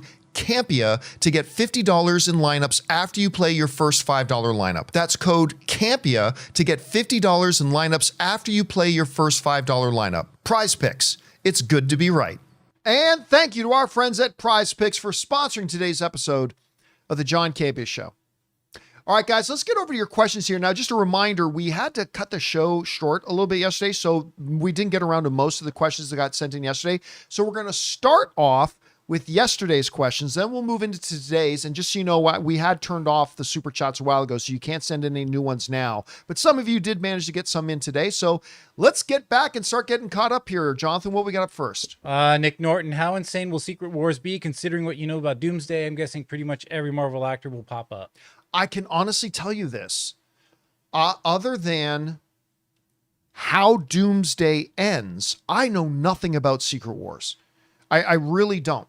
Like, I know how Doomsday ends, so I got a little of a picture about maybe how it starts, but how much it'll stick to the comic story, how much it'll deviate, what their main through line. Because remember, Age of Ultron was nothing like the Ultron storyline. Civil War was totally different than the Civil War in the comics. So I don't really know anything, but considering what we know about the MCU and how they handle Avengers movies, I'm expecting Secret Wars to be pretty insane. All right, what's next? Raymond says, those will return in Avengers Doomsday memes have overstayed their welcome. I find the will not return memes funnier. I only saw one. I haven't seen the will not return. The one I saw today, now many of you won't get this reference. The one I saw today really made me crack up. It was a picture of the 1980s, early 90s legendary video game character Leisure Suit Larry. Oh, yeah. And it was just a picture of Leisure Suit Larry. It says, Leisure Suit Larry will return in Avengers Doomsday. I'm going to admit I laughed my ass off when I saw that. All right, what's next? Yatu says, hey, John, out of curiosity, based on what you know about Doomsday, can you for yourself place the teasers we've seen in context of the movie? Well, can't really put them in context. Of course I'm not. Like, what we have told you is that the stuff you have seen in the trailers are in the movie. But I'm not going to give anything else about where and how or anything like that. That I cannot do. All right, what's next? Amin says, thank you for what you said about writing my novel. Oh, you're welcome. Oh, yeah, it's excellent. I'm glad you're doing it, man. Keep going through with it. Yeah. All right, what's next? Christopher says, in X-Men Doomsday trailer, when Cyclops fires his I-beams, if you look in the background to his left and right, I think you see, Sentinel legs. Oh, that's not even a mystery. I mean, that's clear. Yeah. 100%. Now, I suppose, you could look at that and think maybe there was something else, but I think pretty much everybody looked at that seems and like it. 100% believe those are Sentinel legs. All right, what's next? Cody Hunt, do we think the footage from the Doomsday teaser is footage from the movie, or yeah, it is. It's from the movie. Yeah, we can tell you that. Alex Von Gollum, I saw, and I wanted to see this too. I saw Song Sung Blue. I loved it. It's so good. It made me think Hugh Jackman should be in the conversation for Best Actors without an Oscar. He is up there. He's been nominated a couple of times. I loved, even though, I mean, it wasn't the best rendition, but his Les Mis, when he played Jean Valjean, I think he did get nominated for that one. Yeah. Hugh Jackman, I think he is the best overall entertainer in the world. Because when you look at a guy who can sing, dance, and act, I don't know there's anybody else in the world that's his equal. Like, yeah, there are some better actors. Yes, there are better singers. Yes, there are better dancers. But anybody who has the median that he does across all three, I think he might be the best entertainer in the world. And yeah, I was really late to Song Sung Blue, but it's wonderful. It's charming. It's heart-lifting. It's all that kind of stuff. And again, Hugh Jackman is fantastic as always. All right, what's next? Alex follows up. Hi, crew. If we see Wake Up Dead Man, strictly as a faith-based movie, do you think it's a good one? It's not a faith-based movie at all. Especially the way it winds up. Yeah, it is decidedly not a faith-based movie. Just recently watched it and really liked it. It's a great movie, and I really love, like, to me, and this is a little personal, granted, but to me, it really does represent two things. Like, you've got the Josh Brolin, who kind of represents the modern North American political version of what faith is. And then you have this other priest who actually represents what authentic, real faith is. But aside from that, I mean, yeah, that's an element of the movie, but it's not a faith-based movie at all. Especially when you look at the main character is Benoit Blanc, who is like decidedly anti-faith. All that kind of, so no, it's not a faith-based movie, but I do like the way faith is represented a little bit in the film. I think it's one of his best performances in all three. Daniel Craig. Daniel Craig. Oh yeah, he was great in it. Absolutely fantastic. I love the movie. All right, what's next? Ultimate Vision Network. Just finished God of War. Never has a video game made me choke up. Do you think if it were a movie, it would have won any awards? It all depends on how well the movie is made. I mean, that's always the question. Like I've always had people ask me, "Hey, if they made this into a movie, would it win an Academy Award?" It's like, well, you'd have to see the movie. Like, it all depends on how it's executed. Like, we're going to see it as a series. Premise never won any awards. Premise never won any awards. But we are living in a world where we're going to get to see the greatest showrunner in the world, Ronald D. Moore, is showrunning a God of War show. So it may not be a movie, but it's the next best thing. Yeah. And I think he's going to crush it. So we'll see. All right, what's next? Cody Hunt says, I think the Stranger Things cast comes back in 20 years, like in It Part 2. Hopper dies and the whole cast comes back for the funeral. Elle returns like Jumanji 95. Honestly, no. I don't think, now that it's over, I don't think Stranger Things, like, it was one thing while it was ongoing. It was a huge centerpiece of the pop cultural conversation, Stranger Things, for the 10 years that it ran. But now that it's over, I don't see it lasting. Like, there are some shows that end and then we just keep talking about it for years and years and years. I don't think Stranger Things, and I say this as somebody who likes the show, I don't think Stranger Things is going to be that. So I don't think they're going to do that 10, 20 years from now. What's next? Zach Pasta Sauce Walters. Hey, y'all. I binge watched Rocky 1 through 5. Probably should have stopped at 4. Rocky Balboa and Creed 1 through 3. Those are good for the first time. And all I have to say is, WTF, what is Rocky 5? I told you should have stopped at 4. Why the hell did the big fight happen in the street and end there? Rocky 5, come on. Look. That's the one I just kind of tell her. Like, I think every Rocky movie has great reasons to watch it. That's the one I tell people you can pass on. Yeah. You can pass on that one. And it's not even like, listen, if you even just sit down and write out the outline of Rocky 5 in a 3-page outline, I would look at it and go, okay, that's got potential. Yeah. But it was just a badly done movie and you never bought into what was going on or the conflict. And it seemed rather, you know what the word I use for that one is? Random. Like, a lot of the things that just happen in the movie just feel kind of random. Yeah. To me. And the fact that it recovered with Rocky Balboa. That was actually not bad. Oh, the one where he gives a speech to his son. It ain't about how hard you can get hit. It's about, it's ironically, Creed 1 did more for the character of Rocky than Rocky 5. Oh, it was so good. Yeah. So good. Although, even in Rocky Balboa, they did conveniently forget that he had brain damage. And no boxing body or athletic commission in the world would have sanctioned a fight with a guy who literally suffered debilitating brain damage before. But that's okay. They just pretended that didn't happen. Yeah. All right, what's next? Mike says, when you leaked the No Way Home pictures you thought were fake, you also said that you saw someone in mocap that didn't appear in the movie. Who was it? Oh, yeah. So the other pictures, I think I've revealed this before. Yeah. In the batch that got sent to me with the Spider-Man pictures, the other batch, remember, this was long before She-Hulk came out. But the other pictures that got sent to me were from She-Hulk. Mm-hmm. And that included court scenes with Matt Murdock in it. And this was long before it got confirmed that Matt Murdock, Daredevil, was going to be in the show and all that kind of stuff. So it was She-Hulk related stuff. It was her in a courtroom and the whole stuff. And again, that was long before that stuff came out. I was going to talk about those too, except I had my suspicions. No, I didn't have my suspicions. I felt fairly certain those ones were real. And that's why I didn't talk about them. And that's why I didn't share those pictures at the time. The Spider-Man ones, those which will always haunt me, I was 100% convinced those were fake. But you know what? It works out the way it is. All right, what's next? CJ says, when Hugh Jackman comes back in Secret Wars, do you think Magneto will pull the adamantium out of him? Again, I'm not going to talk about anything like that. All right, what's next? Keep trying to get you. Yep. Kevin Rubio, I'm not quite sure what he's asking, but I think he's saying, was your third New Year's prediction a bust? What was your predictions? I thought, what was my third one? I remember my first prediction, which was clearly a bust, was that the end of 2026 will come and go and Kathleen Kennedy will still be the president of Lucasfilm and that she'll be gone after Star Wars Starfighter. That one went belly up real fast.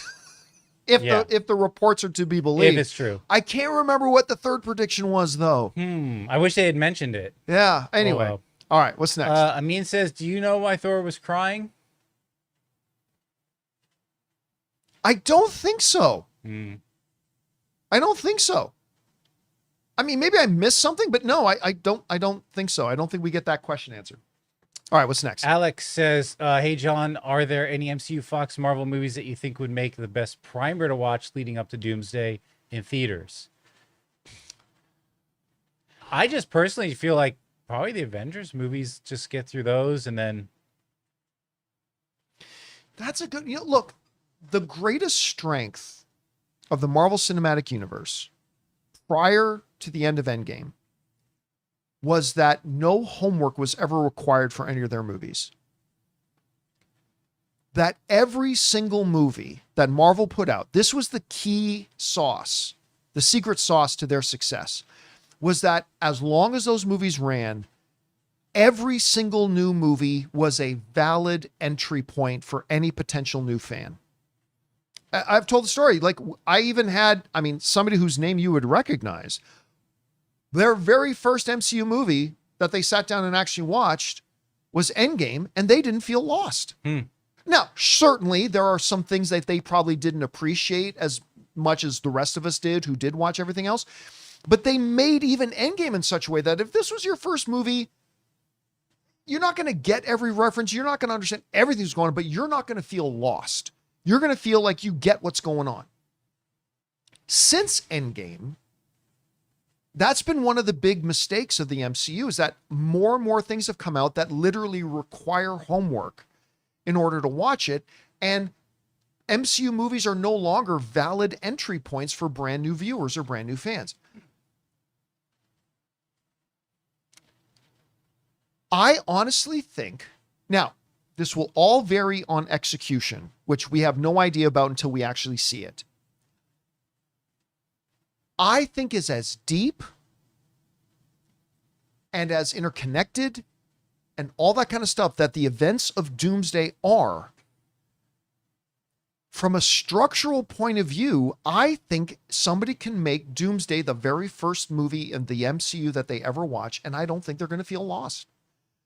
I think everything explains itself so well in it that, you're not going to get if you've never seen another Marvel movie, you're not going to get everything. And there's certainly going to be things that are nodded towards and things like that that are going to go right over your head. But from a structural, fundamental point of view, I think somebody who's never watched an MCU movie is going to be able to watch Doomsday, and they're simply not going to feel lost, and they're going to be able to catch up very quickly on what it is that's happening on screen. So I don't know that there's going to be a prerequisite primer for this but if they wanted to, then I would say Wakanda Forever, Thunderbolts, Fantastic Four, and maybe Days of Future Past. But if you had to just narrow it down, I would say Infinity War and Endgame, and I think you're good. Yeah. All right, what's next?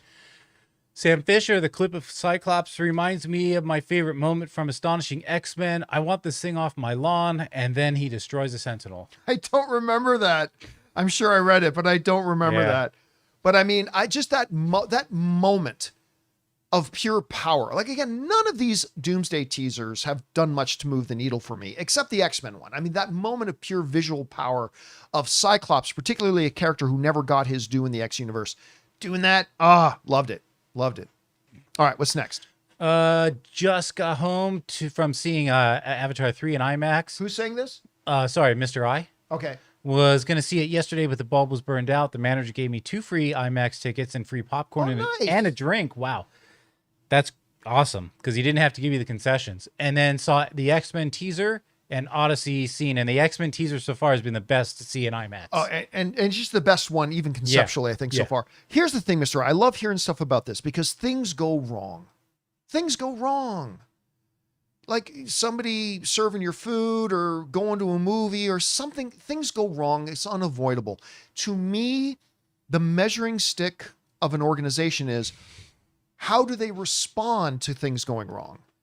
And, the fact that your movie theater say, hey, here's free tickets, here's free popcorn. Like, to me, as long as you make an effort to make good, whatever industry I'm dealing with, then you're okay in my books. And it's always nice to hear when a movie theater will treat its patrons right. All right, what's next? Unfiltered says, love you guys so much. Star Wars or Marvel? I mean, probably Star Wars. Star Wars. Terms of lore, like, and meaningfulness to my life. Yeah, Star Wars. I mean, Star Wars is like one of the foundational things that influences the entire direction of my life. So yes, 100%. If that's what you're asking, Star Wars. What's next? John Redcorn, do you think making Rush Hour 4 is a bad idea? Has it actually been greenlit? I mean, that... Yeah, we keep hearing talk and report, but then again, remember, we heard when we were still at AMC, there was a report that came out said it's official, they're doing Rush Hour 4. Cool. And of course, it never happened. We make 150 million. Would I greenlight a Rush Hour 4? No. But I mean, listen, is it a mistake to make it? I don't know. What harm is there to do? I guess. I mean, Jackie Chan doesn't have... If you keep the budget reasonable, just nostalgia's sake, you could probably count on, $100 million at the box office. Yeah, listen, if you make a Rush Hour 4 and you keep the cost reasonable, you could make it and break even on it and stuff like that. So it really all depends. I mean, what harm can be done other than, making a $200 million budget and there's no way it's going to make money, but what harm could be done? So it's fine. It's fine if they want to do it. I think it's a mistake, but at the end of the day, what harm could be done? So it's perfectly fine if they do it. Mm-hmm. All right, what's next? Josh says, can't wait for the doubleheader of Doomsday and Dune Part 3 opening night. Maybe there until 1 a.m., but it'll be worth it. Listen, I still think it's a mistake that they're going to open both these movies on the same day, but I do see the potential in it. And for me, as just an average film fan, oh my God, what a day that is going to be. Doomsday is now, I literally on my Google Calendar, I have it marked Doomsday. I am probably going to spend 12 hours in the movie theaters that day because I'm not just going to see each one once. I'm going to see each one multiple times. And so as much as I don't think it makes much business sense for them to do this, as a fan, I'm pretty stoked for that day, so I can't wait for it. Yeah, I don't think I'm going to see them on the same day because I want to do Dune 3 at the Chinese Theater IMAX. Right. Because I really enjoyed my experience with Dune 2 there. Oh. And then I'm probably going to do Dolby Cinema for Doomsday. So all right, what's next? Brian, hey John, just want to share my favorite order to watch the X-Men movies: First Class, Origins, Wolverine, X1, 2, 3, The Wolverine, Days of Future Past, Apocalypse, Logan, Deadpool 1, 2, and 3. I would skip a few of those in there, but it's a great order. Yeah. Yes, I would skip a number of them myself, but that's not about our look. I am actually I'm a big fan of any film franchise series of release chronological order. I really am, because the way in which the story was originally told is the way I think to take them in. And yeah, I know I, like everybody else, have played around with Star Wars viewing orders and things like that too. I have but I am generally speaking a chronological guy. If X-Men 1 was the first movie to come out, start there. X-Men 2 was the next one, go to that. But I think that's a very interesting lineup for you, and I think that would be pretty cool. Yeah. All right, what's next? David, why do you have this? Oh no. Who do you have in the Super Bowl? I would like to see Denver and Seattle. I still think the Super Bowl is going to be Buffalo, Los Angeles. I really do. Now, granted, both of them have looked bumpy down the stretch, but I still don't think there's any team in the NFL that can beat Buffalo when Josh Allen puts the Superman cape on.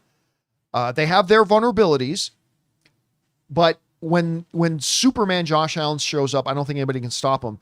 And I just think as an overall well-oiled machine, I think the LA Rams, but I will tell you what, I wouldn't count out Denver, although they've never dominated anybody. And I definitely wouldn't count out Seattle because they look great. The team right now that scares the living hell out of me is the Houston Texans. That's the team that scares the life out of me. Because that defense, they could shut down a flood. I mean, they are a scary looking team right now. But still, my Super Bowl picks right now is still the Rams versus the Bills. All right, what's next? We got Joe, who says, this is from yesterday. Hey guys, hope your day is going great. Death of Robin Hood. Did you guys see the trailer for it? I think it looked great. What did you guys think? And we covered that. Yeah, we talked about it yesterday. I don't think it was a great looking trailer, but it's a really interesting premise for a movie. And I'll put my money on that the movie's going to be good.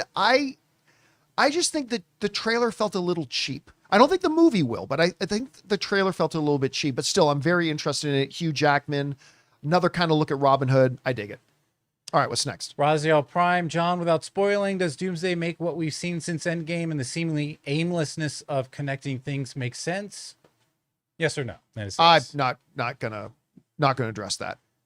Missing. Oh, let's see. Anthony says missing a 22-yard kick. How lucky can Rodgers get? Well, it was a 40. I believe it was a 44-yard kick. Yeah, the Pittsburgh Steelers, man, they got ass lucky. They should be out. They just needed to hit. The Ravens just needed to hit a very reasonable, makeable field goal at the end, and they shanked it. And yay, they're going to get stomped, though. Round one, Steelers are going to get stomped because I believe they're playing the aforementioned Houston Texans. And I think the Houston Texans are going to eat them for lunch. But, hey, stranger things, any given Sunday. All right, what's next? Keaton says Sebastian Stan as Thomas Elliott / Hush. Those are possibilities, but here's the thing, though. It's inevitable that when a famous, well-known actor gets added to a movie, we automatically think it's going to be a big, recognizable name from the comics. It could be something completely different. So, yes. Well, no, I don't see Thomas Wayne. I don't see that. Because I don't think he's just going to be in flashbacks. Hush is a possibility. More Court of Owls stuff. I mean, we'll see. Maybe even some people saying Harvey Dent, maybe. Yep. But I still like the idea that it's somebody that we've never heard of before. But who knows? All right, what's next? Zach is back and says, hot take, the live-action Dragon Ball Z movie is better than Phantom Menace and Attack of the Clones combined. Probably is. I haven't seen it. Unfortunately, I did see the other two. They ended it off by saying what? At everything? Combined at everything? Oh, at everything, no. The visual effects, listen. I see what you're I saying. don't care how bad Phantom Menace and Attack of the Clones are, and the they're music? bad. They're The music? legendarily bad. They're terrible, terrible, terrible movies. But no film in history has ever moved visual effects forward as much as the Phantom Menace did. No film ever has moved visual effects from where visual effects were the day before that movie came out to where it was the day after the movie came out, like the Phantom Menace. So no, in that, they kill Dragon Ball Z. Other than that, it's not much of a, I don't think it's that much of a stretch to say that Dragon Ball Z, even though it was not good, Anne's friend Jamie Chung is in that. Anne's sorority sister and her friend Jamie Chung is in that movie. I don't think it's a stretch to say it's better than Phantom Menace and Attack of the Clones. Those are like all-time garbage movies. So yeah, I don't think that's a hot take. All right, what's next? Ian McAllister. Okay, John, if Toby or Andrew's Spider-Man is in Doomsday, do you think we would get a teaser trailer with them or save them as a surprise? Since I know nothing about this stuff, I would say you probably not have them in a teaser. That's my opinion. I think that if either of them were in the movie, would they do a teaser with them? No. That doesn't mean that they wouldn't necessarily pop up in the background somewhere in one of the major trailers, but would they do a Spider-Man specific teaser like they've done with Thor and Steve Rogers and the X-Men? No, I wouldn't think that they would, even if they were in it. Yeah. All right, what's next? Yatu says, do you think Miles Morales will ever join the MCU? Ever? I mean, that's... Yeah. Well, ever, sure. But the answer to any question that has the word ever in it is almost always yes. Is it going to happen in the next 5 years? No.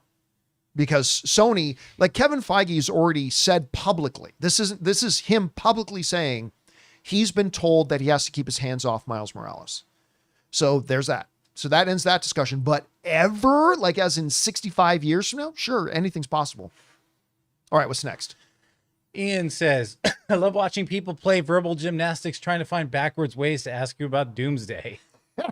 Yeah, and I get it. But I will not slip up. Riddle me this, John. I will not slip up. All right, what's next? All right. Drew with a $50 super Oh my gosh, thank you, Drew, so much for supporting us on that level, dude. Says, hi, John. Just curious if Heated Rivalry, the Canadian-produced hockey romance show on HBO Max, has come on your radar. It's based on a book and pretty filthy, but it turns out to be a well-produced show with the addicting storyline. It is not. It's not on my radar. First of all, anytime the description of any TV show has the word romance in it, you pretty much lose my interest. It's just not normally my cup of tea. And listen, there are 100 shows out there that I really want to watch that I just haven't. I mean, there's even shows I do watch that I've not even begun. I haven't started watching the new season of Fallout yet. Pretty good. I loved season 1 of Matlock. I haven't started getting caught up on that yet. I started getting caught. I mean, I am behind on so much TV anyway. So the answer to your question is no. That one's like 1,000 other shows are not really on my radar right now. Final 3. Apollo says, hey, John, what if the X-Men and Doomsday are the same universe as the Wolverine and Deadpool and Wolverine, the universe he let down? What if? That would be cool. What if? Yeah, what if? What if indeed? Can't answer that, unfortunately. Cody Hunt.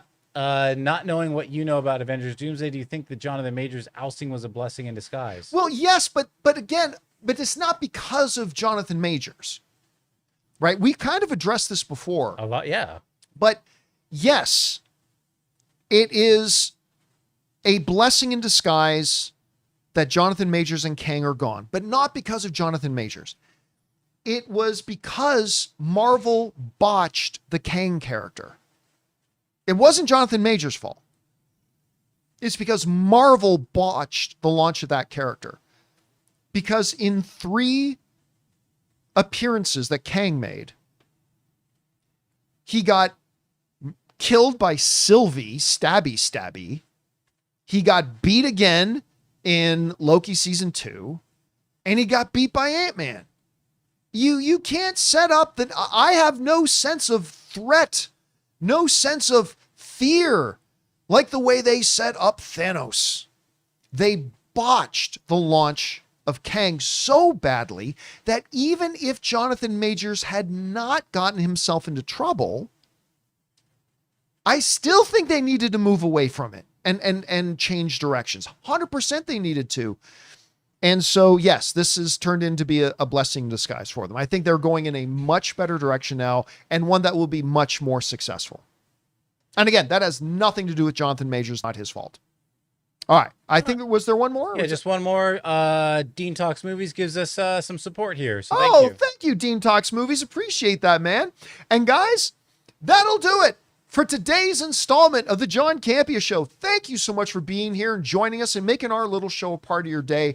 We know there's a million other things you could be doing with your time. The fact that you chose to spend some of your time with us here today is not lost on us. It means the world to us. Thank you so much for being here. And thanks for celebrating the things that we love the most, the movies, with us. It's always a fun time when we do. I want to thank, of course, the great Robert Meyer Burnett, our technical producer, Jonathan Voico. See you guys later. My name is John Campea, and until next time, everybody, bye-bye.